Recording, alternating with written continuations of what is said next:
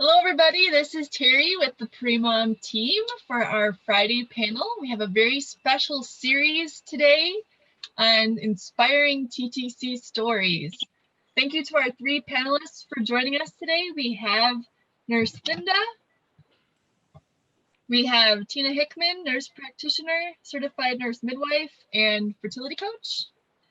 And we have Dr. Haybee, naturopathic doctor. Thank you, everybody, and thank you for our participants for joining us today.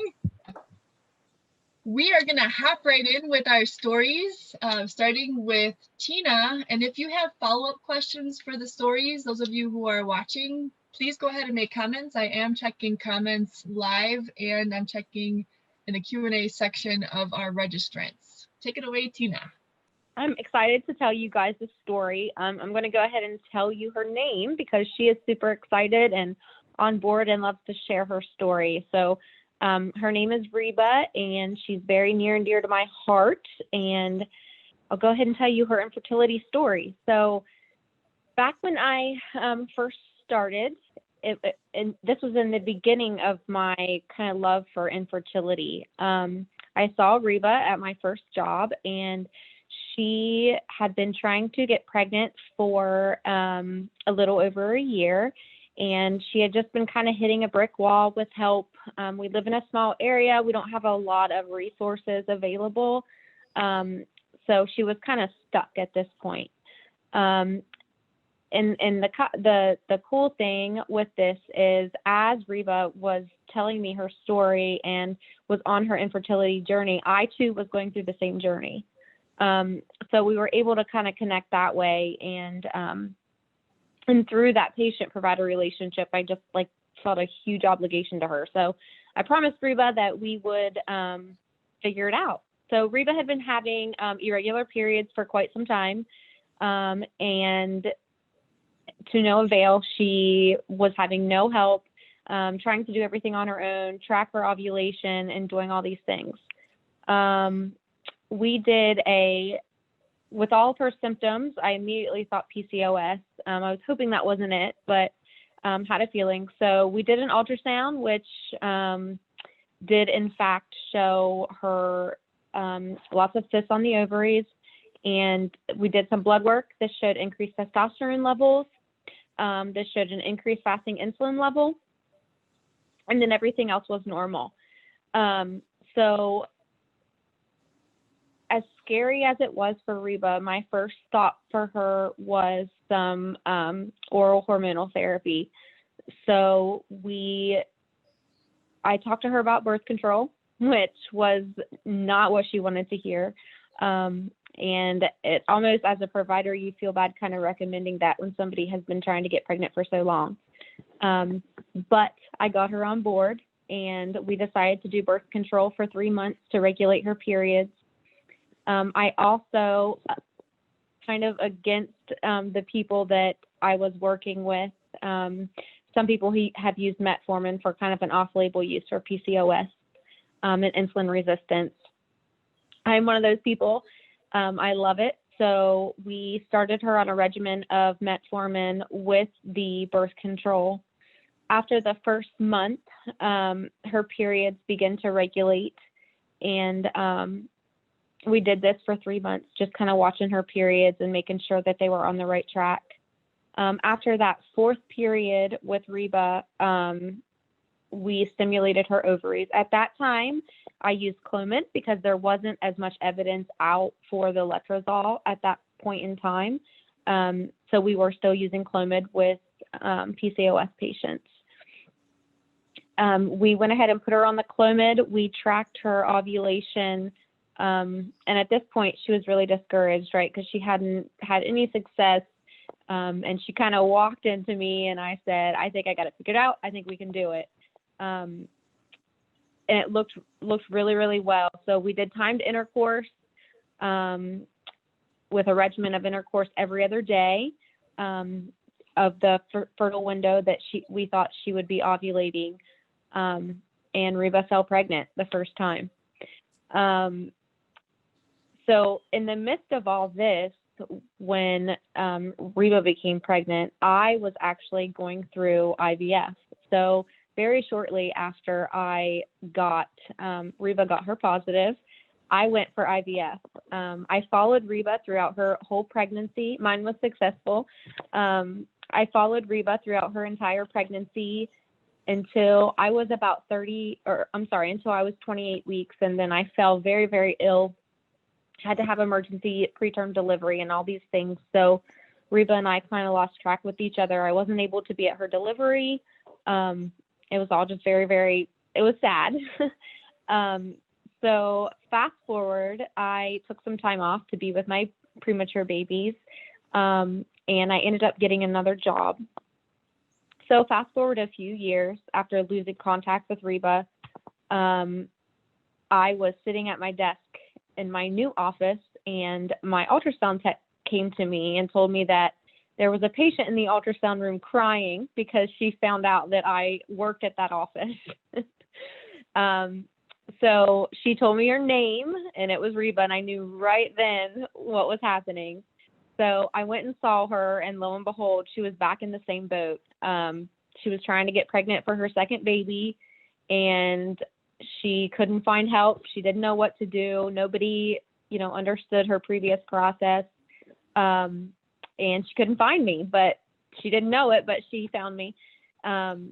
So we did the entire thing over again. We did birth control. We did her vitamins. We did her metformin. We made sure all her other blood levels were where they needed to be. We got that testosterone level down with the birth control. This time we did use letrozole because in the period of time I saw her last, I had grown to really like letrozole. So after 2 rounds of letrozole, Reba fell pregnant again. And this time I was able to, I don't know if you can see it, deliver Reba's baby. So anyway, so I guess my main point of this is to not give up, right? So you always hear people say, get a second opinion, find another provider. If you feel that you are hitting a brick wall and you feel that you are not seeing the provider who is listening to you and doing what you need to do, find somebody else.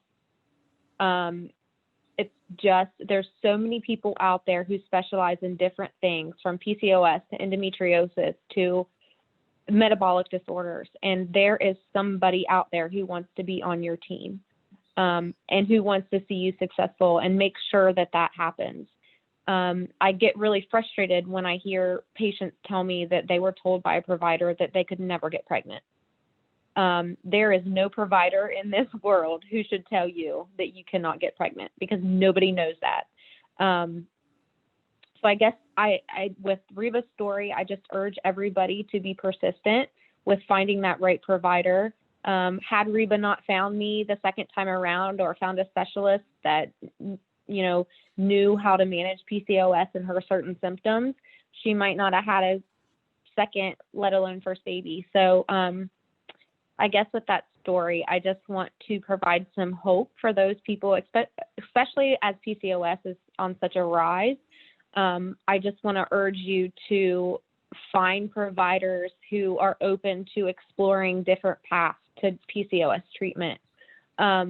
It's really, really important. Not saying that any providers are better than others, but some providers just specialize in the ailments that you're having trouble with. So, so there's Reba's PCOS story, and I hope that provides a little bit of hope for everybody out there struggling with PCOS and struggling to find the right provider to do what they feel is good for them. Wonderful, thank you. I know you need to get going. We did have a question. I think it's sort of a follow-up. Any advice for those with anovulatory cycles who are 44 or older? Yeah. So, that's a really loaded question, because obviously I would have to see her blood work, previous history, all of those sorts of things, right? But, and I would have to, is she having like normal periods? Obviously, anovulatory, you're going to look at using some medications to help you ovulate. Sometimes for those anovulatory women, things like letrozole and Clomid just aren't enough, and they have to do things like injectables. And with that, they would have to see a reproductive endocrinologist usually. But again, it's really hard to pinpoint specific advice without seeing more of a history. But I would be glad to take a look at it via Premom. But obviously, if you're 44, anytime you reach over 40, you want to get help immediately, just because you're kind of getting in that range where everything is a little bit higher risk. So I would certainly talk to a provider, get some blood work, get things kind of moving in the direction to figure that out. But if you're having periods, it is going to be pretty possible to make sure that you ovulate one way or the other. Great, thank you. All right, so just a reminder again, those of you watching, if you have any follow-up questions about something that one of our providers mentions in their inspiring stories, please keep sharing those. Please do keep them related to the stories that are being shared. And thank you so much for joining us, Tina. If you need to go, please go ahead. It was great to have you. I'm going to hang out for a little bit while I am doing good. Oh, good. Yeah, you look good. All right, we're going to move on then to Nurse Linda. Hello. Okay, so where to start? Most all of my experience is in IVF. That is what my 20 plus years of infertility is really in, is IVF. A little bit of low level stuff, certainly, and going through all the low level stuff and IUI and IVFs myself, I've got that experience, but most of my stories are IVF. There's so many, and I'm trying to be very HIPAA sensitive as well. I will say first, generically, probably the most challenging of patients in IVF were patients who had recurrent pregnancy loss, or just even IVF failure for unknown reasons. And generally recurrent pregnancy loss is if you've had, 3 or more miscarriages kind of thing. Also PCOS is definitely a challenge in IVF as well. So I've got, again, there's a lot of stories there. And again, these are all plenty of stories where they're challenging, and with the right doctor, you will be successful, like Tina said. I do have one story, and then my third group that's challenging is my older women, 40 and above. One story I have on one particular gal, she was 40. She married a little bit later in life. And so now she's ready to start a family, but they really only want one child. They realize they're older, etc.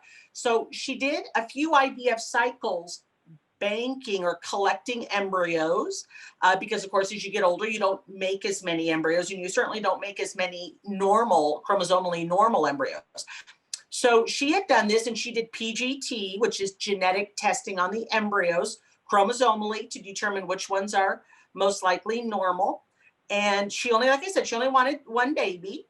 And so we transferred one beautiful normal embryo into her, and she got pregnant the first time. Again, it wasn't that easy, meaning, she had to do a couple of IVFs to collect embryos in order to get the normal embryo.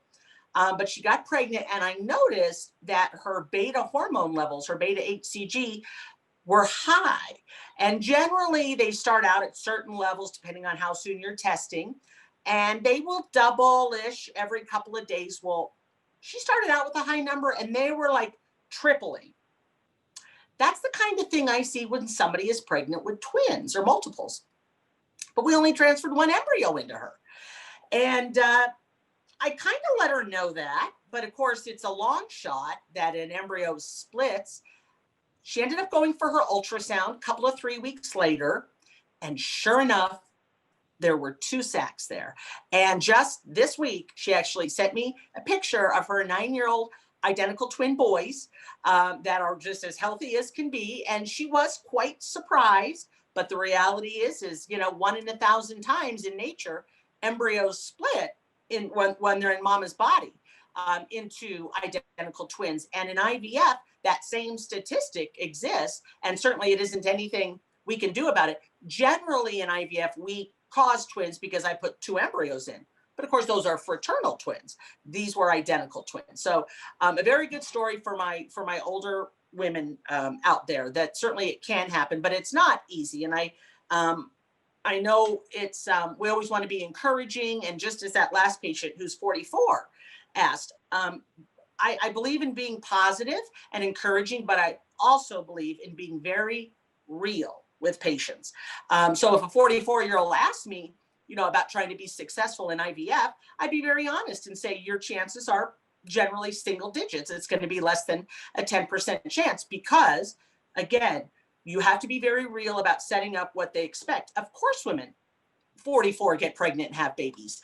And unfortunately, due to social media, often you only hear about the ones that are successful. So the other 10, just like her, who didn't get pregnant, they don't tend to get on social media and talk all about it that much. So you just tend to hear about the ones who came on and talked about it. Or you see celebrities out there who don't talk about the fact that they used egg donor. For the Premom gals that I've spoke to, these are just clients who are attempting to get pregnant, but though they're not one of the 1 in 7 who are infertile, they get to dabble in what it feels like to be afraid of not getting pregnant, afraid of not being successful. They have no reason to believe that. It always takes time to get pregnant. Well, that's what, that's reality. But of course, sometimes it doesn't. But we all think that we're just going to get pregnant as soon as we decide this is a good time to get pregnant. And the reality is that's not what happens. It always takes a good couple of 3 months, sometimes more than that, to get pregnant. And these women on Premom, as I speak with them, they're nervous and they're scared, and they all of a sudden start to lump themselves into the infertile community. And in actuality, they're very normal and there's absolutely nothing wrong with them. You just got to give it a minute. So there are plenty of stories out there of successful people. And like Tina said, almost everybody can become pregnant as long as you have all the parts and pieces. And even if you don't, there are always ways. Of course, money always factors in. But I've got many, many women who are over 40 that used egg donors. And instead of having a 5% chance of being successful, now you have a plus 80+% chance of being successful. Or I've got, married men, 2 gay men who want to have a family. And so again, we have to recruit an egg donor and we have to recruit a surrogate, but there's ways to make this happen. So there are plenty of case studies around us every day of people who are successful that we didn't expect them to be, but you are. So hang in there and just know that if your avenue is not working, there are always others. And like Tina said, getting that second opinion, third opinion, fourth opinion sometimes is what's really necessary to find your right path. And that's about, I think, all I'll have to say about that. Awesome. Thank you for sharing that. Sure. Let's move on to Dr. Haybee. Awesome. So I'm a naturopathic doctor, so I take kind of an integrative approach to things. We use kind of Eastern and Western medicine when we're looking at stuff. And so I have a few, but so one of them I'll start with was a gal that came to me. She's in her mid-30s and actually already had a 3-year-old child, had no issues conceiving this baby. But since she'd had this baby, they've been trying to get pregnant, no luck. Again, super irregular cycles, super bad anxiety and depression before her periods, and just very anxious. And she did have a little scare with a hyperthyroid thyroiditis case for a while, which had since corrected, but she wanted to make sure that her thyroid was in a good spot before she had a baby as well, which usually we talk about hypothyroid, and this is kind of the opposite direction. But she's very, very sensitive to any medications and just really wanted to focus on doing it naturally. So we began tracking her ovulation using BBT, using ovulation tests. We also started adding in progesterone tests because her temperatures were off. So we needed to figure out if she was actually ovulating or not. And while I was working with her, we did nutrient support for her hormones, supporting egg quality, endometrial lining. She really wanted to do seed cycling. For her, that was something that she was really interested in, and she was very religious about it, which was awesome. We focused on stress reduction, supporting her adrenal glands, and really encouraging those hormones to cycle again.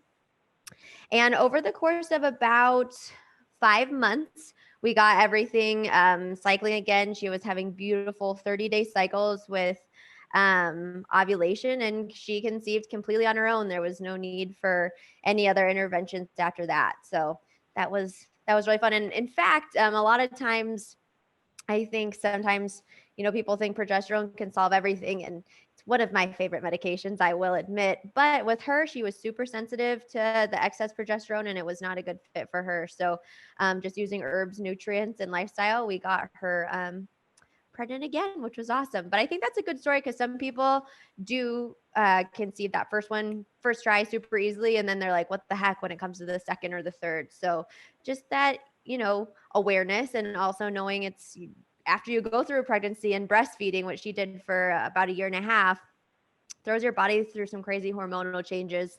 Plus the stress of caring for a human is a lot. So it's just managing all of that to get her cycling back again. Another one I had was she was in her 30s. She'd been trying to conceive for 6 months. She worked in a high stress medical occupation, was working night shifts. And we know a lot if we're not getting good sleep, it affects our circadian rhythm. Our circadian rhythm affects the way our hormonal patterns cycle. And she also had luteal phase defects. So that's that short second half of the cycle. So it's almost like your period is starting before that egg that's fertilized even has a chance to implant. So we supported her adrenals, addressed her stress, investigated her thyroid a little bit, which had tanked a little bit through her stress. So did a little bit of adjunctive thyroid support. We did a little bit of topical progesterone and herbs with her, and actually ended up being, over the course of 3 months, able to lengthen that luteal phase from 8 days to 12 to 13 days, which was awesome. And we just did cycle tracking and mapping through Premom. So again, LH test, BBT every single day. And then we did use progesterone to confirm that she was actually ovulating and really checking in closely on that luteal phase. Something else that was super impactful for her other than sleep was also stopping cardio. She was actually adding additional stress to her body by doing these super intense cardio workouts. So we switched just to some high weight, low rep weightlifting. She also was using a lubricant that was not fertility friendly. So we switched her to a lubricant that would support healthy sperm existence and swimming. And just really focused on trusting her body. And 4 months later, she got pregnant with a healthy baby boy. So that was awesome for her. And she was, again, they've been trying to conceive for 6 months, not knowing what was going on. And we ended up not needing intervention. So that was also pretty neat. Here's another one. I have 2 more, but maybe I'll just do one. So this was another very stressed out medical professional, worked in the emergency department, physician, super irregular cycles, and super high prolactin levels. And this is a hormone I always do recommend that people do look into, see where your prolactin is at if those cycles are being wonky. Because that can be obviously elevated from some sort of a tumor, but it also can be from stress, can super increase our prolactin levels. Prolactin is the hormone that's super high when after you have your baby and you're breastfeeding to promote lactation. It actually kind of shuts down your cycle. So that's why some people say they use breastfeeding as birth control, essentially, which works some of the time. But again, she was not. She just had these weird high prolactin levels. So she'd also done years and years of hormonal contraceptives. When she got off it, she didn't have a cycle for 8 months. She didn't know where her periods were. She actually was not actively trying to conceive. She came to me to work together before they did conceive because she knew that it would be a mess if they started now. So her goal was in the next year to get pregnant. So we did a lot of prep work. We got her off the pill, detoxed her liver, improved her sleep and her diet. We managed stress again, addressed the adrenals. For me, it tends to be a needle mover as far as irregular cycles go.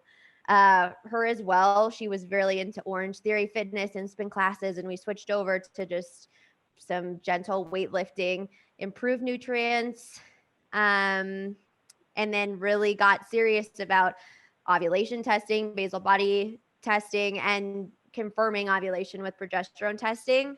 And she ended up conceiving her very first month that they tried to conceive. After we worked together for 6 months, she was ready to go. And they said, all right, we're going to pull protection and go for it. And she got pregnant her first cycle and has a healthy baby girl. So that was a beautiful story. And again, I like to highlight, because people do have these high levels of stress, and there's ways that we can do a lot to manage it, especially when we have a little time before, that countdown clock is already ticking in your head. Where are we at? Do we have time for one more? Yeah, we have some time. And I just wanted to jump in really quick. Yeah. Something that I'm gathering from all of you ladies talking is one, how personal this journey is, and how important it is to work with someone who's going to look into your individual case and try to understand you better, and all the factors that go into you trying to get pregnant. So that's really neat. I could hear that across your stories. And I also love how you just talked, Dr. Haybee, about that. It's the preconception visits is what it sounded like, and how valuable that was, working with her months before. So she was ready.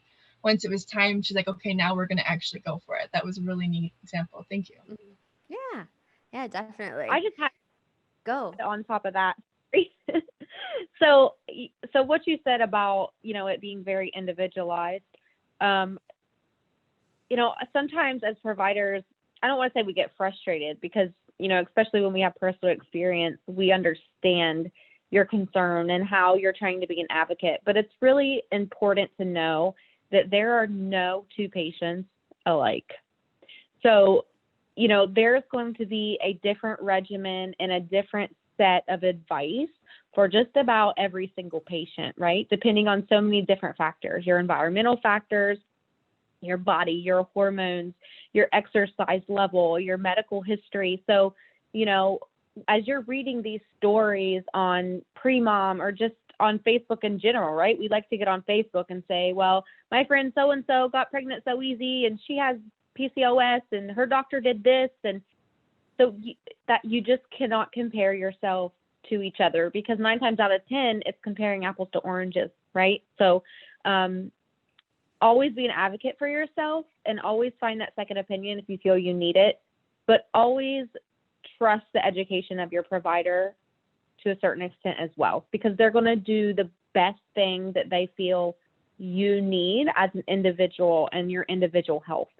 So just to piggyback off of what Terry said, everybody has an individualized story, right? Functional and holistic medicine may work for this person with hormonal problems, but for this person, it may not. It may not be the answer, and that's okay. And that's why we all specialize in different things, and we're all eager to kind of get our hands in and see if we can help you in one way or the other. Awesome. Okay, thank you. All right, want to share that last story, Dr. Haybee? I can, or we can jump over to questions if we've gotten questions. We do have one question. I'm wondering if we could just share the question and see if anybody has an experience that they can kind of relate to the question, since I'm not sure if it relates to anything that was shared yet. We had a question about ovulating on letrozole, and there's a concern about getting pregnant after DNC. I know we've touched on this in other webinars and panels as well, but does anyone have maybe some kind of story they can relate that's comparable about getting pregnant after a miscarriage or a DNC in particular? Ironically, the one I was just going to talk about is just that. Okay. She did an ovulation cycle using letrozole or using Clomid, and ended up miscarrying around 7 weeks. Before that, she'd had PCOS, Hashimoto's, asthma, anxiety, a lot of kind of things working against her. And we'd done some work to adjust her metformin to a good dose and get her thyroid in a happy spot. She had completely changed her lifestyle to non-restrictive whole foods based diet. Her thyroid antibodies went down like crazy. But again, she did have that miscarriage with that ovulation induction medication, which was absolutely heartbreaking for her. The encouraging thing is, you can come back from that. I always we talked about this briefly, miscarriages happen 25% of every pregnancy. But after that, you have a 76% chance of a healthy next pregnancy. So we really focused on staying positive and taking time to help rebuild her endometrial lining and make sure her egg quality was super good. And she had wonderful success with the next round. So, and she did have to go through the DNC. She gave herself about four months before trying again, just to give her body that time to heal, repair. Your hormones do get kind of thrown through a ringer depending on how you respond and how far along you were as well. But it is so possible for that success. And I think that was actually one of my favorite ones, and very excited for her. And again, we had that beautiful collaboration of conventional approaches combined with Eastern approaches for her, but totally doable. So, all right, we are getting a couple other questions now. We can probably do a few of these. We have a little bit of time. Does anybody have a story to relate about low progesterone and that experience and having success after?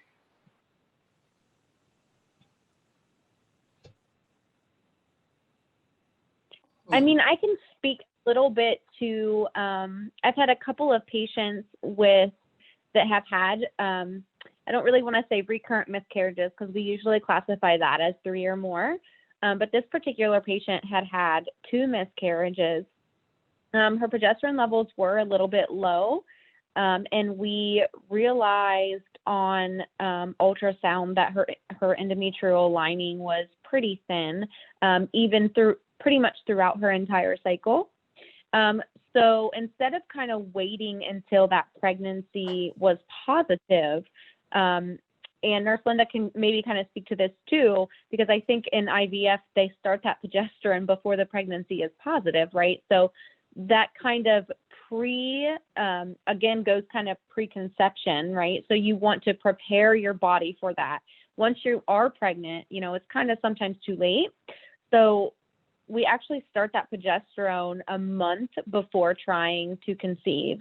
That way, when you try for conception, you already have that increased lining and that increased progesterone level to support your corpus luteum and to support the pregnancy. So the answer is yes. I have had several patients who have had success with pregnancy after being diagnosed with low progesterone levels. Sometimes it just takes you a couple months to say, okay, halt, give me a little bit of time to get this elevated, to give me, a better chance to kind of hold this baby. So absolutely doable. And again, like Dr. Haybee said, progesterone is one of my favorite too, because it's kind of a simple fix for some common problems, and it's not going to hurt anything, right? So progesterone is always worth a try. It's always worth a try. And that's one thing that, sometimes we have trouble getting through to some stubborn providers or what have you, but it is not going to hurt you. So it's always worth a try. Always, always. Thank you. Did anyone else want to add? I have another question. I just want to echo Tina on that. Totally agree.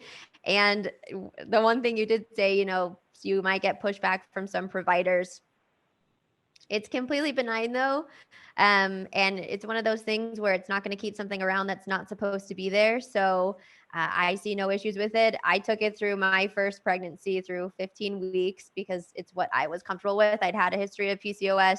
My OB thought I was crazy, but it's what made me feel most confident knowing that I had a history of such low progesterone levels. So I just, from a personal perspective, I also experienced that as well. And it's all about you advocating for yourself and finding a provider you're comfortable with and listening to that gut. Okay, awesome. All right, we have a question about someone who has symptoms that they're ovulating, but the LH tests just are not really showing the results, that she's not seeing her levels pop up. Has anyone had a story or experience related to someone struggling with tracking who still had success?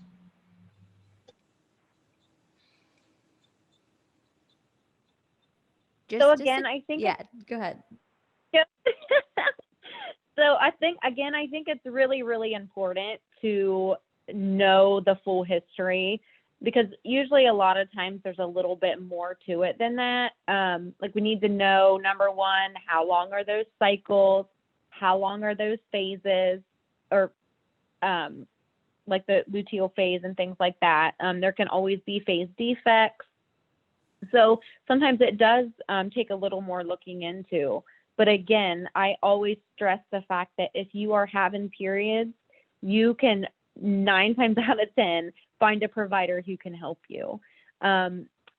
So I will be honest in saying that the actual tracking of LH from a number standpoint is a little bit new to me. That's why I'm in the provider community, because I love that it's or Premom community, because I love that it's available now.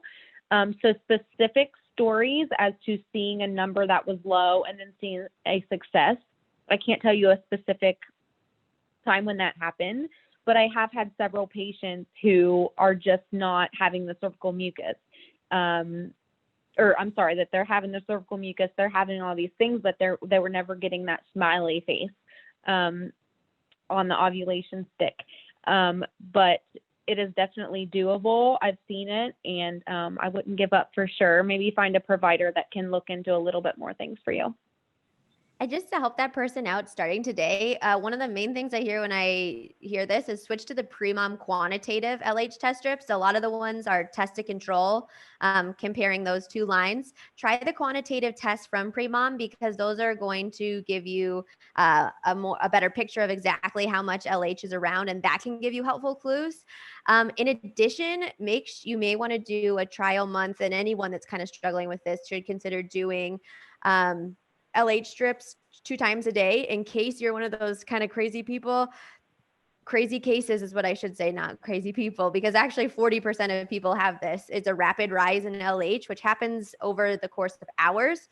So you could be taking your LH test every single morning and you're like, oh, I never got an LH peak, but your LH peaked yesterday afternoon and it's just not showing this morning. So consider the quantitative Premom test and testing 2 times a day. So a morning and an afternoon for a couple cycles, just to make sure that you are potentially ovulating and you're just missing it. So those are the 2 like troubleshooting pieces I would consider, just from the Premom and easy at home perspective. Okay, awesome. We did have just one other quick question about a cover line confirming ovulation. I would say yes, that's a way to confirm ovulation. I don't know if anybody wanted to quickly touch on that before we wrap up. But I would like to hear something from each of you before we close up, like final encouragement based on your experiences. I know we've done that a little already, but just to wrap up. And I want to remind everybody that you can find all 3 of these ladies right within your Premom app. If you go to more and schedule a consultation, you can find their profiles there and learn more about them. And I believe all 3 of them are on social media too. So be sure to check them out. And let's start with Tina. Can you just give some final words?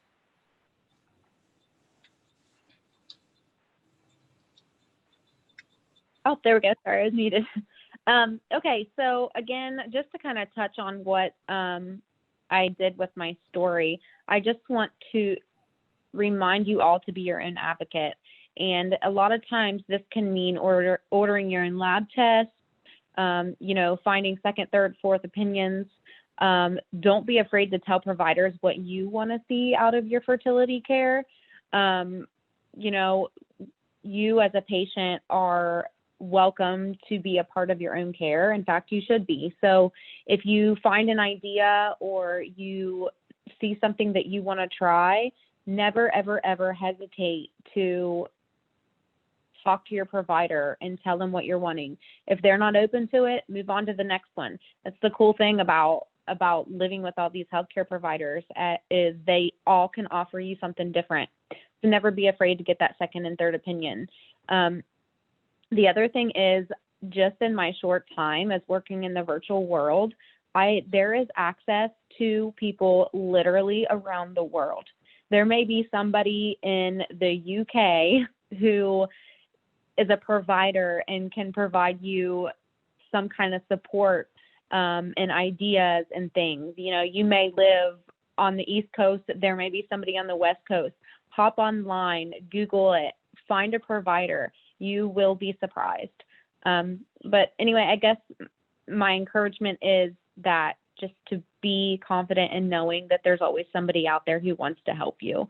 And a lot of providers, I can especially speak for us three, who are in the fertility world, we are here because we love it. And we love to see women like you be successful and help you as much as you can. So a lot of times we're as invested in your journey as you are. So you can find comfort in knowing that we're truly here to help you and we want to see you be successful. So just don't give up. Thank you, Tina. Nurse Linda? Well, I will probably speak to our Premom community and say that just like Dr. Patty was saying regarding stress, it's so easy to be afraid, and that's okay. It's okay to be scared and afraid. You know, you want to have a family, you want to get pregnant, and you haven't yet. And of course, like a lot of times we jump to these conclusions, it's never going to happen. But that stress, and again, I'm not saying just relax, that's not, but just embrace your fear, if you will, understand why you're nervous about it, but try to be patient, okay? Most often, as I do consults with the Premom community, these gals, I literally can see them. They're going to get pregnant. It's just a matter of time. So try to watch those stress levels a little bit, because again, I think that definitely impacts whether or not one gets pregnant. So not to add more stress, but just, like I said, don't ignore it, embrace it. It's there. It's a scary thought that we might need interventions. Most of you, 9 out of 10 of you will not, and you're going to get pregnant. You're going to have that family. But sometimes it does need to go further than that. And usually, you know, as you have consults, when you notice it's not working for you in the first 3 to 6 months, have a consult with one of the providers on Premom. And oftentimes we can alleviate some of that fear. Or sometimes we can tell you, you know what? I'd probably recommend you get some intervention and see a provider now. And again, reach out. That's about it. Wonderful. Thank you. And Dr. Haybee? Yeah, just stick with it. And it feels like a long time, but every cycle it's one cycle. That's all it is. And I know that adds up into months, but do agree with the, just give yourself a little bit of grace or time. And if you're the kind of person who's like, it's been 2 cycles and it's stressing me out, then seek out help. Get somebody on board, make sure that you're doing everything right that you can be doing to optimize your body, optimize your hormones. I always feel like inaction causes more stress than action. So use those ovulation tests, test your progesterone levels, test your BBT, seek out some assistance, but just take a little action if you're, starting out and feeling a little frustrated, or even if you're quite a ways in, focus on what you can do now. How can you optimize your body for fertility? How can you optimize your spouse's body for fertility? Focus on what you can do, and everything will fall into place. Thank you. Thank you, ladies, all 3 of you. And thank you for Thanks, those of Taylor. you. Yes. I And was thank just you. going to add real Go ahead. Sorry, you're like echoing, so I I know. don't know if I'm interrupting. Go for it. But to add that, we're talking about stress, and we're talking about being frustrated, and we're talking about just believing that it is going to happen. But the mental part of infertility is very real. So just be rest assured that it is normal to be angry, and it's okay to be angry. And it's normal to get on Facebook and see that Jane Doe is now pregnant, and you should be happy for her, but you're exhausted. Mm-hmm. So my suggestion would be to take a moment, walk in the bathroom and shut the door and scream. Like, it's so helpful. And then walk back out, put your game face on, tell her congratulations, and continue being your advocate, because that will be you someday. And as hard as that is, there are so many other women that are going through the same thing, and we all just kind of have to stick together and be that strong group who are going to continue to advocate for each other and be happy for others who may not be going through what we are, as hard as that may be. Awesome. And we're actually going to have a webinar on TTC and anxiety that emotional component to fertility. I think it's coming up in a couple of weeks. So please keep an eye out, those of you watching. It is a very important topic, and thank you for pointing that out, ladies. And also, we would love to hear what you would like to have in these panels. You've already been giving some great feedback. Did you enjoy this inspiring case stories series? What webinars and what spotlights have you learned the most from? What would you like to see more of? What do you think we can cover more? Please let us know that, and we will continue to poll you to make sure we're giving you the most helpful information. So thank you all for watching, and thank you again, ladies, and we'll see you again soon.